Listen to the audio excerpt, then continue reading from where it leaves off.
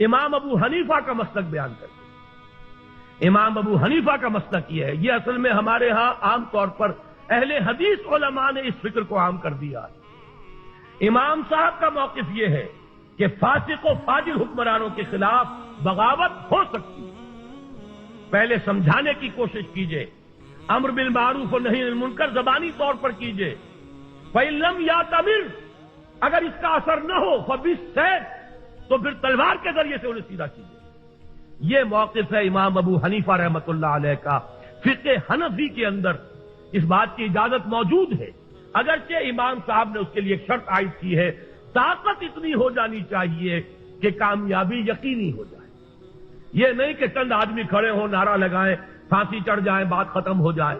پہلے طاقت پیدا کیجئے، دعوت کے ذریعے، تنظیم کے ذریعے، تربیت کے ذریعے آپ ایسی طاقت فراہم کر لیں، پھر یہ ہے کہ بغاوت کی بھی اجازت موجود ہے۔ بغاوت حرام نہیں ہے ہمارے دین میں۔